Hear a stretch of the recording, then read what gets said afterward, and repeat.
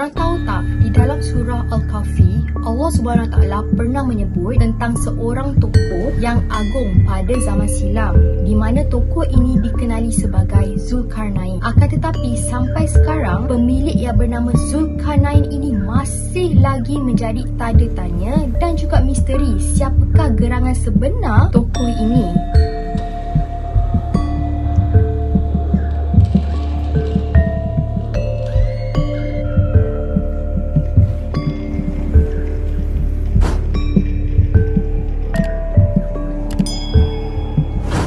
Jadi para penyelidik dan juga pengkaji sejarah berterusan mencari siapakah tokoh yang juga dikenali sebagai tokoh yang sangat agung dalam sejarah Islam, di mana kajian arkeologi turut dijalankan bagi merungkai teka-teki tersebut. Namun setelah ratusan tahun telah pun berlalu, usaha untuk mencari jawapan siapakah tokoh sebenar ini masih lagi menjadi misteri, di mana menyebabkan hampir keseluruhan identiti dan juga sejarah hidup Zulkarnain kekal menjadi misteri sampailah hari ini. Okey, jadi walaupun tak banyak sejarah mengenai tokoh ini diketahui oleh orang ramai, namun apabila digambarkan oleh Allah SWT dalam Al-Quran, telah menunjukkan bahawa tokoh ini merupakan seorang yang sangat-sangat hebat dan amat besar peranannya. Beliau juga dikenali sebagai seorang tokoh pemerintah yang berperibadi mulia, adil dan juga beriman kepada Tuhan Yang Maha Esa, di mana beliau juga dikenali sebagai membebaskan kezaliman dan sentiasa menegakkan keadilan. Beliau juga dikenali sebagai seorang pengembara,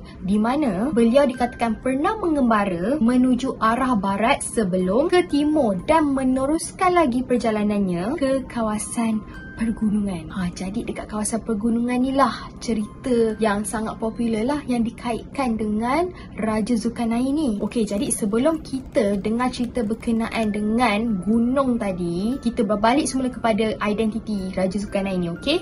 Jadi berdasarkan pada petunjuk daripada Al-Quran yang menceritakan tentang ketokohan Zulkarnain ni, hasilnya mereka telah mendapati 3 tokoh lampau yang boleh dikaitkan dengan Raja Zulkarnain ni. Antaranya adalah Iskandar daripada Macedonia dan juga turut dikenali sebagai Alexander the Great.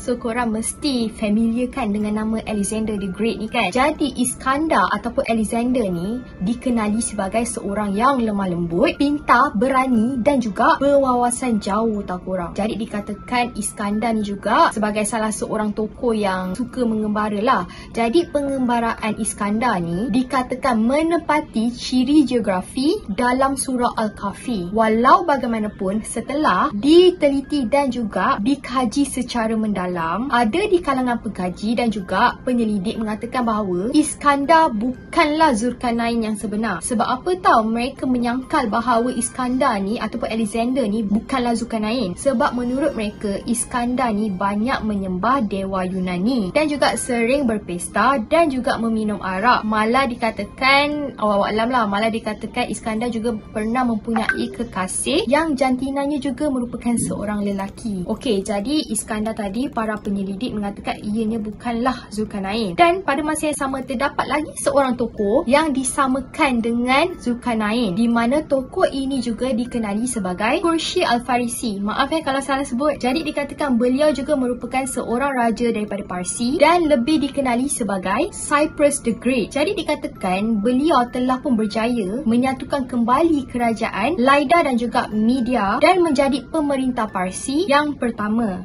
Jadi dari sudut peribadi, dikatakan Raja Khurshid ni memang menyembah Tuhan yang satu. Beliau juga berperibadi mulia, beramal soleh dan juga adil. Dan dikatakan pengembaraan Raja Khurshid ni turut bertepatan dengan faktor geografi surah Al-Kahfi. Dan terdapat lokasi pengembaraan pemerintah Parsi itu yang menyerupai tembok yang dikatakan pernah dibina oleh Raja Zulkarnain tadi. Dan selain daripada itu, selain Iskandar ataupun Alexander dan juga Quraisy tadi, ada pendapat lain yang menyatakan bahawa Raja Zulkarnain ini merupakan seorang pemerintah pada zaman Nabi Ibrahim alaihissalam. Jadi dikatakan raja itu pernah bertawaf di Kaabah bersama Nabi Ibrahim. Malah pernah membantu Nabi itu mengembalikan telaga baginda yang dirampas oleh pihak tertentu pada zaman tersebut. Walau bagaimanapun, sayangnya tak ada banyak sumber yang menceritakan tentang kisah raja ini, di mana menyebabkan ianya sukar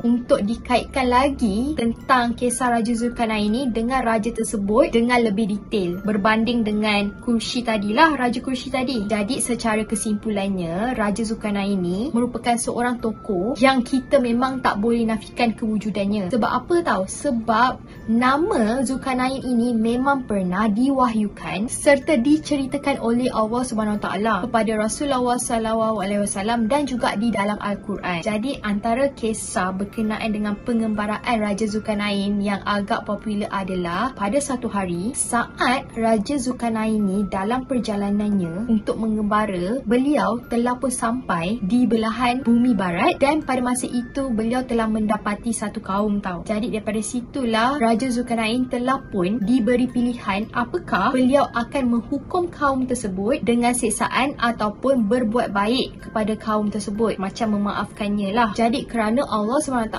telah pun memberikan ketajaman siasat syariah kepadanya, maka beliau telah pun membuat keputusan kepada kaum tersebut. Jadi apabila kaum tersebut membuat kerusakan, maka mereka akan mendapat hukuman serta dikembalikan semula kepada Tuhannya. Dan pada masa yang sama, mereka juga akan mendapat azab yang sangat pedih dan juga dahsyat. Tetapi apabila mereka beriman dan melakukan amal jariah dan juga amal soleh, maka mereka akan mendapat balasan yang baik dan mereka juga akan sentiasa mengalami kemudahan dalam hidup mereka. Jadi dengan membuat keputusan tersebut, Raja Zulkarnain telah pun membuat keputusan yang paling sesuai dengan cara ketakwaannya dalam menjalankan perintah Allah SWT. Jadi selepas itu beliau terus meneruskan pengembaraannya dan sampailah beliau dekat bahagian bumi lain di mana beliau telah pun bertemu dengan Baina Al-Sadain. Jadi Baina Al-Sadain itu merupakan satu wilayah yang berada di antara gunung yang tingginya sama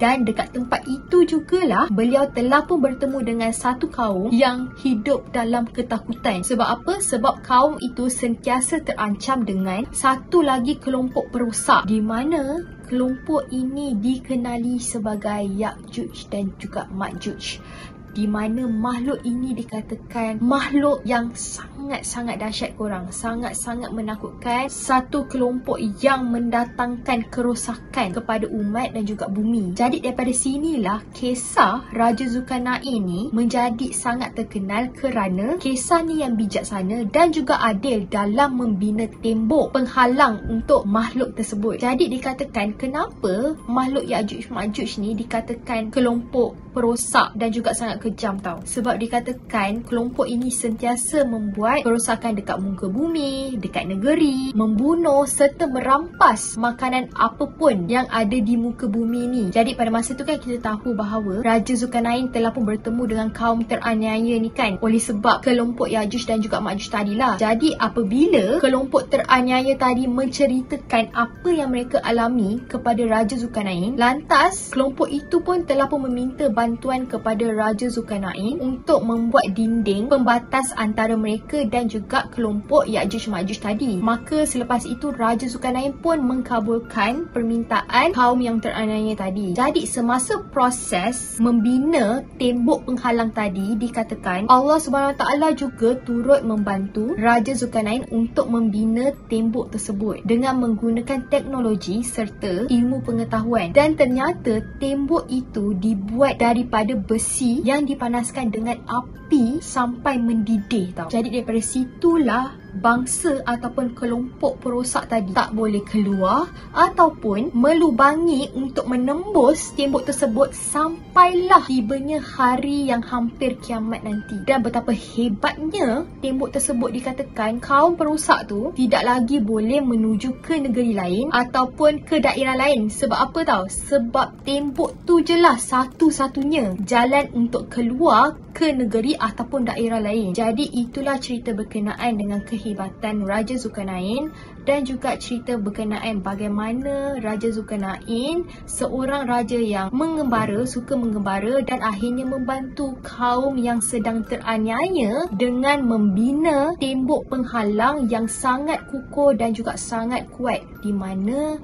dikatakan makhluk itu sampai sekarang ada dekat di sebalik tembok tersebut, dan dipercayai bahawa satu hari nanti makhluk yang dikenali sebagai Ya'juj dan juga Ma'juj itu akan keluar juga daripada tembok tersebut dan akan saling berperang dengan manusia. Tetapi sampai sekarang, adakah makhluk itu merupakan manusia ataupun tak, masih lagi menjadi tanda tanya.